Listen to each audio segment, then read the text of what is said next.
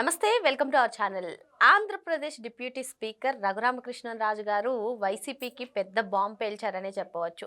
మరి assembly rules ప్రకారం 18 assembly seats లేకపోతే ప్రతిపక్ష హోదా ఇవ్వరు అని చెప్పి ఆయన చెప్పడం కాకుండానే ఈసారి అసెంబ్లీకి రాకపోతే పులివెందులకు ఉప ఎన్నిక వస్తాయి అంటూ ఆయన చేసినటువంటి వ్యాఖ్యలను ఏ విధంగా చూడాలి? మరి ఈ నేపథ్యంలో అయినా సరే జగన్మోహన్ రెడ్డి అసెంబ్లీకి వస్తారా? మరో పక్కన చూసుకున్నట్లయితే సెప్టెంబర్ 18 నుంచి అసెంబ్లీ సమావేశాలని చెప్పి అధికారికంగా తెలియజేయడం జరిగింది. మరి మొత్తానికి వైసీపీ నుంచి జగన్మోహన్ రెడ్డితో సహా 11 మంది ఎమ్మెల్యేలు అసెంబ్లీకి వస్తారా రారా? ఏం జరగబోతుంది తెలుసుకునే ప్రయత్నం చేద్దాం. దీన్ని విశ్లేషించడానికి మనతో పాటుగా ఉన్నారు సోషల్ యాక్టివిస్ట్ శ్రీలీల గారు. నమస్తే మేడం. నమస్తే అమ్మా. గత ప్రభుత్వ హయాంలో రఘురామకృష్ణరాజు గారిని ఏ విధంగా చిత్రహింసలు పెట్టారో అందరికీ తెలిసిన విషయమే మేడం. మరి కూటమి ప్రభుత్వం అధికారంలోకి వచ్చిన తర్వాత డిప్యూటీ స్పీకర్గా త్రిపుల్ గారిని ఎన్నుకున్న తర్వాత నుంచి కూడా వైసీపీ ఎప్పుడెప్పుడు అసెంబ్లీకి వస్తుందా అని చెప్పి చూసేవాళ్ళు కొందరు ఉన్నారు. మరి మొత్తానికి ఇప్పుడు త్రిపుల్ గారే స్వయంగా చెప్పారు, 18 స్థానాలు లేకపోతే ప్రతిపక్ష హోదా ఇచ్చే ప్రసక్తే లేదు. మరి మీరు రాను సభకు రాను అంటే పులివెందులకు ఉప ఎన్నిక వస్తాయి అని చెప్పి ఆయన నిన్న చెప్పడం జరిగింది. మరి ఇప్పుడు పులివెందులకే కాకుండా మిగతా 10 మంది ఎమ్మెల్యేలు రాకపోతే ఆ 10 అసెంబ్లీ స్థానాలకి ఉప ఎన్నికలు వస్తాయంటారా? మరి ఇప్పుడు త్రిపుల్ గారే స్వయంగా చెప్పడంతో జగన్మోహన్ రెడ్డి అసెంబ్లీకి వస్తారంటారా? ఏం జరగబోతుందంటారు? ఇక్కడ సభాపతి ఉపసభాపతి ఇద్దరు కూడా చాలా చమత్కారంగా మాట్లాడే వ్యక్తులు. అందులోనూ వైఎస్ఆర్సీపీ పార్టీ అధినేత జగన్మోహన్ రెడ్డి ఎప్పుడు వస్తాడా అని చెప్పేసి వాళ్ళిద్దరే కాదు, స్పీకర్ గారు డిప్యూటీ స్పీకర్ గారితో పాటుగా అందరం కూడా ఎదురు చూస్తున్నాం. ఎందుకంటే గతంలో వాళ్ళు చేసిన పనులు, రాజకీయం అంటే కూడా వాళ్ళ చేతకంతనంగా, రాజకీయాన్ని రాక్షసంగా వాళ్ళు పరిపాలన ఏ విధంగా కొనసాగించారు, గౌరవ సభని కౌరవ సభగా ఏ విధంగా మార్చారు, ఎన్నో రకాలుగా మరి అవహేళన చేస్తూ ఇష్టానుసారంగా, అంటే అక్కడ ఒక ప్రత్యేకత ఉంది. ఎప్పటి నుంచో మాకు వచ్చినప్పటి నుంచి అసెంబ్లీ సమావేశాలు అంటే అసలు రాష్ట్రంలో ఏం జరుగుతుంది, రెండు ఇటు అధికారంలో ఉన్నవాళ్ళు అధికారంలో లేని వాళ్ళు కూడా అసెంబ్లీకి హాజరయ్యి ఒకరినొకరు ఎలాగా అవన్నీ కూడా ఎక్కడ క్యారెక్టర్ అసాసినేషన్ ఉండదు, బూతులు ఉండవు, ఇంట్లో ఆ మహిళలను తిట్టడం ఉండదు, ఇంట్లో పిల్లల్ని తీసుకురావటం ఉండదు. కేవలం రాష్ట్ర ప్రజలకి ఏం జరుగుతుంది, మీరేం చేశారు అనేది వాళ్ళు క్వశ్చన్ చేస్తే, ఇదిగో మేము అధికారంలో ఉన్నామని ఇచ్చేస్తున్నాము, ఇదిగో ప్రజల కోసం ఇలా మేము ఇవన్నీ కూడా ఏర్పాట్లు కానివ్వండి, వాళ్ళ సంక్షేమ పథకాలు కానివ్వండి, క్షేమం ఇవన్నీ చేస్తున్నామని వాళ్ళు చెప్తారు. ఈవెన్ జగన్మోహన్ రెడ్డి తండ్రి అయినటువంటి వైఎస్ రాజశేఖర రెడ్డి గారు, చంద్రబాబు నాయుడు గారు అసెంబ్లీలో ఎప్పుడెప్పుడు వారించుకుంటారా చర్చించుకుంటారా అని కూడా ఎదురు చూసేవాళ్ళు. ఎందుకంటే చాలా గొప్పగా ఉండేవి వాళ్ళ మాటలు కూడా. ఎక్కడ ఎవరిని కూడా కించపరిచే విధంగా కానీ దిగజారుడు రాజకీయాలు కానీ ఎప్పుడూ చూడలేదు. ఒక్క 2019 జగన్మోహన్ రెడ్డి వైఎస్ఆర్సీపీ పార్టీ అధికారంలోకి వచ్చాకే రాజకీయాలు వీళ్ళు చీడపురుగుల్లా తయారయ్యారు. ఎందుకంటే చాలా కామెడీగా అనిపించేది, ఒక్కోసారి చాలా సీరియస్గా నడిచేది సభ. ఒకరి మీద ఒకరు చెలోక్తులు వేసుకోవటం, చమత్కారం చేసుకోవటం, జోకులు వేసుకోవటం, అక్కడ అంతవరకే ఉండేది. మళ్ళీ బయటకు వచ్చాక ఎవరికి వాళ్లే ఎక్కడా కూడా ఒకరినొకరు ద్వేషపూరితంగా కక్షపూరిత రాజకీయాలు, అరెస్టులు చేయటమో లేకపోతే హింసించటమో, కబ్జాలు చేయటమో, ఇష్టానుసారంగా వీళ్ళు కట్టిని వాళ్ళు కూల్చేయటమో ఇలాంటివి ఎక్కడా చూడలేదు. పార్టీ రంగులు వేసుకోవటము, కార్యాలయాలని ఆఫీసు అయితే ఈ ప్రభుత్వ కార్యాలయాలను వాటిని తాకట్టు పెట్టడం, మద్యాన్ని కూడా చివరికి మద్యం షాపులు కూడా 25 సంవత్సరాలకు తాకట్టు పెట్టడం, ఎంత ఘోరంగా ఉందంటే అంత ఘోరంగా ఉంది. నిజంగా నిన్న డిప్యూటీ స్పీకర్ రఘురామకృష్ణరాజు గారు మాట్లాడుతుంటే, వీళ్ళు వస్తారా అంటే రారు, ఒకవేళ వచ్చారా జగన్మోహన్ రెడ్డి భయపడ్డాడు. అందరం అంటాం ఇక్కడ, ఎవ్వరం కూడా ప్రతి ఒక్కరం కూడా రాష్ట్ర పౌరులం, మా అందరి డబ్బులు కొల్లగొట్టాడు జగన్మోహన్ రెడ్డి. ఎందుకంటే ఎంతమంది సొమ్ము దోచేశాడు, ఎంతమంది లక్షలాది మంది ఆడపడుచుల తాళిబొట్లు తెంచేశాడు, ఎంతమందిని అభాగ్యుల్ని అనాథలను చేసేశాడు. 2019 నుంచి 24 వరకు మద్యం అనే పేరుతో విషాన్ని అమ్మి ఇష్టానుసారంగా దోచేశాడు. గనులు, భూములు, ఇసుక ఏది కూడా వదలలేదు. ఎక్కడ దేనికి కూడా మేము దేన్నైనా వదిలిపెట్టకుండా దోచేస్తామన్నట్లుగా వాళ్ళు సాగింది. కానీ నిన్న రఘురామకృష్ణరాజు గారు, అంతకుముందు అయ్యనపాత్రుడు గారు కూడా చాలాసార్లు చెప్పారు, రాకపోతే కుదరదు, వచ్చి మీరేంటో నిరూపించుకోండి. మీ నియోజకవర్గాలు ఈ రోజున ప్రజల సొమ్ము తింటున్నారు. 11 మంది నెల జీతాలు తీసుకుంటున్నారు.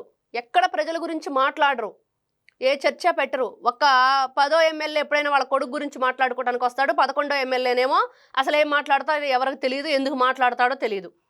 పులివెందుల ప్రజల గురించి తప్ప అందరి గురించి మాట్లాడతాడు. అందుకని డిపాజిట్లు కూడా రాకుండా పోయింది ఆయనకి. అంటే ఈ రోజున మీరు ఏం చేస్తున్నారు, ఎందుకు 11 మంది ప్రజాప్రతినిధులుగా ఎన్నుకోబడ్డారు, మీకున్న హక్కులేంటి, అర్హతలేంటి, మీరు ప్రజల పట్ల చూపించాల్సింది ఏంటి అనేది మర్చిపోయి వాళ్ళు పిచ్చి రాతలు రాసుకుంటూ పేపర్లలో ఛానల్లో పిచ్చి మాటలు చెప్పుకుంటూ ఇష్టానుసారంగా ఈ రోజున కూటమి ప్రభుత్వం మీద బుర్ర జల్లే ప్రయత్నమే పెట్టుకున్నారు. ఒకటే పని, వాళ్ళకి ఇంకేం పని లేదు. ప్రజలను గాలి కొదిలేశారు 11 నియోజకవర్గాల్లో. అయినా సరే పులివెందులకి నీళ్ళు ఇచ్చే బాధ్యత నాది అంటూ గతంలో ఎన్నోసార్లు చెప్పుకున్నాను నారా చంద్రబాబు నాయుడు, మీ నాయకుడు అడ్డంగా పడుకున్నా కూడా నీళ్ళు ఇస్తాను పులివెందులకని. మరి పులివెందులకు నీళ్ళు వచ్చినాయి, అటు కుప్పంకు నీళ్ళు వచ్చినాయి. ఎప్పుడు కూడా వాళ్ళు చాలా రోజుల నుంచి హంద్రినీవా జలాల గురించి ఎదురు చూసేది కళ నిజమైంది. కానీ ఈ రోజున నిజంగా ఈ వైఎస్ఆర్సీపీ పార్టీకి సంబంధించిన వాళ్ళు అనర్హత వేటుకు గురవుతారా, లేదు ప్రజల పట్ల మాకు బాధ్యత ఉందని చెప్పి అసెంబ్లీకి వస్తారా అని అంటే వీళ్ళు ఆలోచన విధానం. జగన్మోహన్ రెడ్డి ఇక్కడ ఆపుతున్నాడు వీళ్ళని రాకుండా.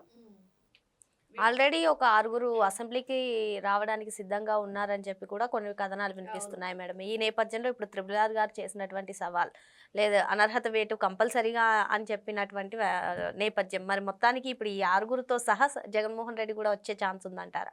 జగన్మోహన్ రెడ్డి వస్తాడా అని అంటే ఏంటో బాబోయ్, ఆయన ఆలోచన విధానం ఎవ్వరికీ అర్థం కాని పరిస్థితి.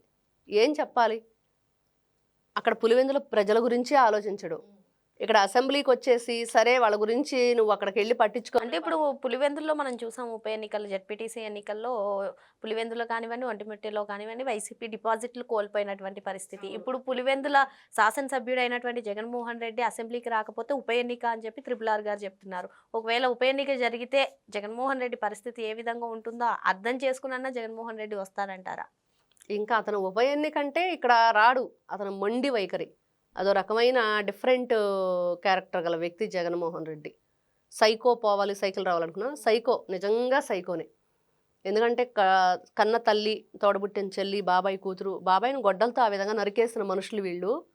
రాష్ట్ర ప్రజలు చచ్చినా పర్లేదు, మాకు మాత్రం డబ్బులు కావాలి మద్యం పేరుతో ఇష్టానుసారంగా దోచేసిన వాళ్ళు. ఎక్కడా కూడా 2019 నుంచి 24 వరకు ప్రజలకు ఎవ్వరికీ కూడా ఇదిగో మాకు ఈ మంచి జరిగింది అనేది వాళ్ళ 11 వచ్చిన ఆ సంఖ్య చెప్తుంది, వాళ్ళు ఏం చేశారు రాష్ట్రానికి అనేది. మరి అట్లాంటి వ్యక్తి నిజంగా అసెంబ్లీకి వస్తాడంటే, ఒకవేళ ఎవరైతే 6 వస్తానని చూస్తున్నారో వాళ్ళు కూడా ఎందుకు వస్తారంటే, ఒకటి వాళ్ళు ఏ పార్టీలోకి వెళ్ళటానికి కుదరదు, ఇప్పుడు ఎవరు కూడా తీసుకోరు. ఒకవేళ రాజీనామా చేసి మళ్ళీ బై ఎలక్షన్ వస్తాయి అనుకుంటే వీళ్ళని అసలు మళ్ళీ ఎమ్మెల్యే క్యాండిడేట్గా తీసుకుంటారా లేదా అనేది కూడా క్వశ్చన్ మార్కే. ఇన్ని సమస్యలు ఉన్నాయి. ఇక్కడ రాకపోతే అనర్హత వేటు ఒక్కటే చూస్తున్నాం, ఒకవేళ వస్తే మళ్ళీ ఎలక్షన్ వచ్చిద్ది, కానీ మళ్ళీ ఎవరు ఎమ్మెల్యే అక్కడ క్యాండిడేట్ని ఎవరు ఎంచుకుంటారు, ఇతనే వస్తాడని గ్యారంటీ ఏంటి? పోటీ చేయడానికి అర్హత ఉందా లేదా? ఈ రోజున ఏదో పోటీ చేసే అవకాశం ఉంది, వాళ్ళకి డిపాజిట్లు కూడా కోల్పోయారండి. ఈసారి అసలు పోటీ చేసే అర్హతే ఉండకుండా పోయిద్ది. అప్పుడు పెన్న మీద నుంచి పొయ్యిలో పడ్డట్టు అయితే జగన్మోహన్ రెడ్డి పరిస్థితి. మరి ఆయనే ఆలోచించుకోవాలి కొంచెం. ఈసారైనా ఆ పక్కనున్న సకల శాఖ సజ్జల లేకపోతే ఇంకెవరో ఉన్నారు కదా చాలామంది, అంబటి రాంబాబులు అంటాళ్ళు, సంజనా సుకన్య, ఈ గొడవ లేకుండా కాస్త లేకపోతే ఇంకేదో రాష్ట్ర ప్రజల గురించి అన్యాయం అయిపోతుందని చెప్పేసి ఒట్టొట్టి మాటలని మాట్లాడుతున్నారు కదా, అవన్నీ వదిలేసి జగన్మోహన్ రెడ్డికి మంచి సలహా ఇచ్చి, బాబు ఎల్రా నాయన, ఎందుకు పార్టీ నాన్న నిలబెట్టుకుందాం, ఈ రోజున జెండా పట్టేవాడు కట్టేవాడు లేడు, కనీసం అసెంబ్లీకి వెళ్ళి ఓ 11 నిమిషాలన్నా ఉండిరండి, లాస్ట్ టైం అంతే కదా వచ్చారు, మరి అలా అయినా ఉండి వెళ్ళొచ్చాం అనిపించుకోండి, దొంగ సంతకాలు అయినా చేసిరండి. గతంలో కూడా దొంగ సంతకాలు చేశారు వీళ్ళు, కాబట్టి అదైనా చేసి వస్తే బాగుండు అని చెప్పి వీళ్ళు చెప్తే బాగుండు. మరి వాళ్ళ మాట కూడా వింటాడా, మరి వినడా? లేకపోతే నిన్న చూసాం ఏదో విగ్రహంతో, వాళ్ళ నాన్న విగ్రహంతో నాన్న బాగున్నావని మాట్లాడుతున్నాడు. ఇదేంటి ఇలా అంటే లండన్ మందులు అయిపోయింది అంట, రేపో మాపో లండన్ వెళ్ళబోతున్నాడు అంటని. మరి అసెంబ్లీ సమావేశాల టయానికి నాకు మందులు అయిపోయింది నేను లండన్ వెళ్తున్నానని చెప్పినా కూడా ఆశ్చర్యపడినక్కర్లేదు. మరి జగన్మోహన్ రెడ్డికి ఎవరు ఎలాంటి సలహాలు ఇస్తారో, వాళ్ళ సలహాలు ఈయన పాటిస్తాడో పాటించడో చూడాలి. మరి త్రిపుల్ గారు అయితే స్పష్టం చేశారు, పులివెందులకు ఉప ఎన్నిక వస్తుంది ఒకవేళ సభకు రాకపోతే. మరి ఈ నేపథ్యంలో జగన్ది అసలు మొండి వైఖరి అని, ఆయన ఎప్పుడు ఏం చేస్తారో ఆయనకే తెలియదని చెప్పి శ్రీలీల గారు చెప్తున్నారు. మరో అంశంతో మళ్ళీ కలుద్దాం. Thank you madam. నమస్తే.